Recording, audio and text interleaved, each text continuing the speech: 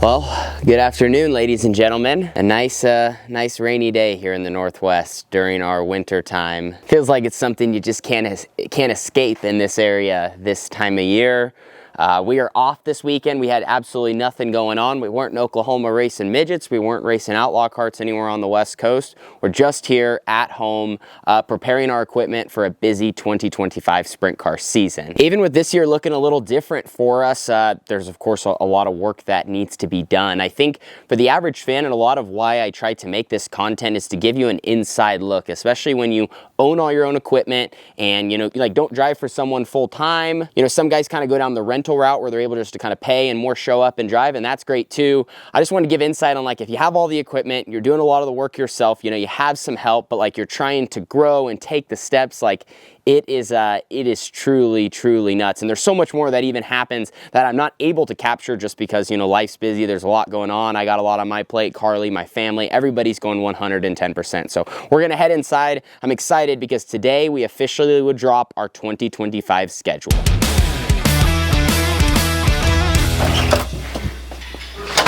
So here's kind of a look at our three primary cars for the 2025 season. As you can tell, there's a lot of work that still needs to be done, and I feel like we're kind of still in the spot of just trying to get everything organized. We're moving a lot around, trying to figure out with parts. We have parts showing up every day, and we have parts going out the door every day as we're trying to cycle through some equipment. So yeah, it is definitely a lot to keep track of, and overall just a lot of hands-on work. Now the good news for us, like I mentioned, and like we're going to deep dive into with my schedule, is the AT&T does not have to be on track till about May, and mainly really into June is the heart of our schedule with our team. So that's going to give us extra time here in the race shop just to really have everything buttoned up. Like I said, have three cars basically ready to go, maybe even kind of start working on a fourth, but have engines in, cars wrapped, they're going to be sitting here just waiting for their opportunity. So that's going to be really nice and a breath of fresh air for us, that we're going to have just a few less races, more for the opportunity, like I said, to be prepared, show up with our best, and just have our operation exactly where we want to going into our portion of the season. All right, there it is. You can see 2025. On here's our tentative schedule, and it's separated too into what races are going to be in the 21 car with Tarlton Motorsports, and then what races are going to be in my family-owned number 18T. One quick side note really before we get into date by date and kind of go through from March all the way into November. We got a little longer season this year if the weather cooperates. But what I really want to touch on and you guys to consider as race fans is to really keep up to date with all of our social platforms throughout the year in case anything changes from the schedule that I'm about to share with you. So now this year, with me being in a more unique situation, not having 100% control over every race that I get to go to. Of course, with our own family program, we can go anywhere. Technically, if we wanted to, we could, drive all the way to Pennsylvania or drive to Florida or drive to Ohio. Technically, we could do whatever we want. We own the equipment. But now me being teamed up with Tarlton, of course, we all talked about the schedule together, but, they are going to make what decision is best for their team, and I'm kind of just plugged into that. So if there ever is any changes, especially with those races with the Tarlton number 21, I'll be keeping you guys up to date, because it's very possible that with weather or other factors involved, we could be planning on going here, but we end up going to plan B because of, some reason. And ultimately, that's just part of the game, and I get it 110% because we have all of our own stuff and we've had to make those decisions before. So just something to kind of keep in mind as we go through these races that are going to be early and late in the year. So starting from the top, and there's actually one race that we have talked about. Of course, a lot depends on the weather, but if the weather was a miracle and things were good, Silver Dollar Speedway is running 360s February 28th and March 1st. So there could be potential to kick off our season there in the Tarlton Motorsports 21. But my first official race that I had on was March 8th at the Stockton Dirt Track. For us, kind of just a good opportunity to go and get some laps. Any races before what is up next, March 13th and 15th at the Las Vegas Dirt Track, which kind of kicks off the high limit season in that first stretch here on the West Coast.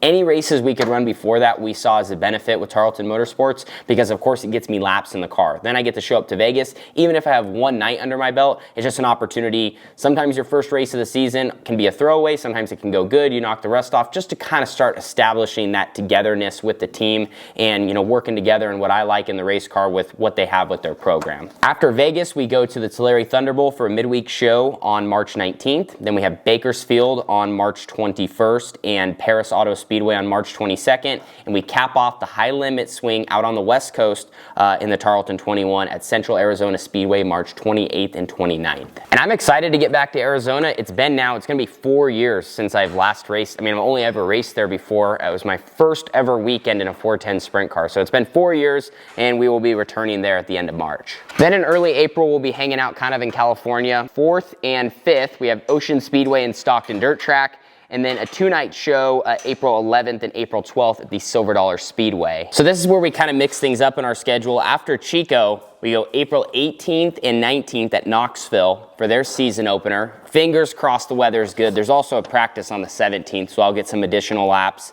Then we have April 25th, 26th, Jacksonville and Hobstadt, and then May 2nd and 3rd at Eldora with the Outlaws. All 3 of those weeks are with the Outlaws. Now those races, like I mentioned, that's probably the real tentative part, especially with Tarleton being a West Coast team. You just don't know. There's a lot of factors. You know, we could drive out there and let's say the weather is bad at one place, but there's somewhere else racing. Like we might be zigging and zagging around just to run as many shows as possible. So anything early in the year, you never really know what you're gonna get. Those were Outlaw shows. I know High Limit will be out there, so maybe there'll be some races with them if we need to go. I think they're a little farther south that time of year, but then we have kind of a week off as we're kind of coming back home. We race May 16th and 17th, Ocean Speedway and Tulare. Those are NARC races. And then this is now where I jump back in the 18T for a weekend, May 23rd, 24th, 25th. The first night being at the Douglas County Dirt Track. That's just an hour north of where I live. It's the Rick Brown Memorial. And then the 24th and 25th being the Marvin Smith at Cottage Grove. So the plan's to be in the 18T for that weekend. There's not really a lot going on in California, so that's why I was not running the Tarleton car. And then May 30th and 31st, 2-day show at Placerville, and June 7th at the Silver Dollar Speedway. And then right about that time, that's when McFadden is supposed to come over to the United States from his homeland in Australia. And then I'm gonna be back in the 18T for the most part now moving forward through the summer. We have the fastest 5 days in motorsports, June 11th, Southern Oregon Speedway, June 12th, Douglas County Dirt Track, June 13th, Cottage Grove, June 14th, Willamette, June 15th, Grays Harbor Raceway. And then it gets better after that. We got Dirt Cup. Dirt Cup, 19th, 20th, 21st at Skagit Speedway. All those, like I said, again, in the 18T. Now in this next period, this is really where I have some TBAs. Out of my whole entire schedule, this is the only part that's a little not clear yet. In between Dirt Cup and in between mid-July, it sounds like James might be heading home. And so while he's at home, there could be opportunity for me to also run the Tarleton car in early July, just kind of figuring out where those races will be. So basically, in between that and in between mid-July, I just have TBA because right now I really have no idea. It could be a shot that I'm running the 18T and we go out to the Midwest, or there could be a shot I'm out racing in the Midwest with them, or maybe in California. Like, we're just not really sure. But we pick things back up with my own car, July 16th through the 19th at the Eldora Speedway. That's the 2 nights with High Limit for $100 grand. And then I think it's $200 grand now with the Outlaws for the Kings Royal. That's gonna be sweet. I'm excited to get back to Eldora. That's a place that, yeah, that's just such a cool racetrack. I mean, the Big E, it's a dream come true to get to race there, being from Oregon. So after Eldora, we go to Knoxville on July 26th and Huset's on July 27th. In there, that's another period, like all of our Midwest races, usually what we have, it's pretty concrete, but there's a lot of opportunity for additional shows. There's just sometimes shows you don't know about or they pop up, and so we just kind of put where we think we're gonna be able to make it, and once we're back there, we're trying to race as much as possible. And then we have 360 Nationals, July 31st, August 1st, and August 2nd, so we'll be running that. Then we have the Capitani Classic on August 3rd at Knoxville. This year we did put Oskaloosa on our schedule, Southern Iowa Speedway for the Front Row Challenge. That is on August 4th. I feel like that's one of those situations, if we end up feeling like we're prepared, we got all the equipment in order, and everything that has to do with the Nationals, like then, we'll be able to go to Oskaloosa, which, obviously I've wanted to get there. It's just sometimes having that extra day off, I think, can be beneficial. It just kind of depends, like I said, where you're at and how things are going. And then August 6th, 7th, 8th, and 9th, the 410 Nationals. That's going to be awesome, man. Those 4 nights right there are some of my favorite of the year. Again, all those races and where I have this posted, those are all in the 18T, that entire stretch from mid-July Right after Knoxville, we have to come straight back to the West Coast. August 15th, we take on the Thunder Bowl with High Limit, and August 16th, we take on Placerville, so we got 2 nights. Then we have the Gold Cup the next weekend, which is 3 nights at the Silver Dollar Speedway, the 21st, 22nd, and 23rd of August. Then we start working north. One of my favorite nights as well, Douglas County Dirt Track with High Limit, just an hour north of the house on August 25th. And then the 28th, 29th, and 30th at Skagit Speedway. Once we kind of get past Skagit, that's kind of more the downhill portion of the year. Things start to slow up just a little bit. We have September 6th at the Placerville Speedway. We race September 19th and 20th. That's the Dennis Roth Classic at Tulare. So yeah, that's like, I think 83 grand to win. That's nuts. That's crazy for one night. And one of the biggest races on our schedule, Tulare there. It's got a couple big paydays. After the Thunder Bowl, that is when my time in the 18T is complete for the season, and now I'll be jumping back into the Tarlton car to run the remainder races as we kind of near like the end of 2025. So on our schedule, we have October 4th at the Tulare Thunder Bowl, Antioch Raceway on October 11th, some single day shows there, and then we move into the Trophy Cup, which is going to be the 16th, 17th, and 18th. Like I said, all those in the Tarlton car, and then October 25th at Kern County, and November 1st and November 9th at Stockton Dirt Track. So yeah, pretty nuts. I think in total this was just under 70 nights, which honestly by the time we fill in a few TBAs and maybe get some more races in, we could be 75, maybe almost 80 shows by the end of the year. But then you also, like I said, factor in some weather, so who knows how it'll all play out. Carly, are you feeling ready for the year? At least we have a few less races. Yeah, I think we're ready. I mean, a few less races. We're still going to be at a racetrack every weekend probably, so. Dad, are you feeling ready for the year? I'm feeling excited. I'm feeling ready. Getting our car put together, and should be fun. Dad does a lot of the ordering here for us, so we have like I said, we have a lot of stuff that is kind of showing up, and then we have a lot of stuff that's kind of been going out the door.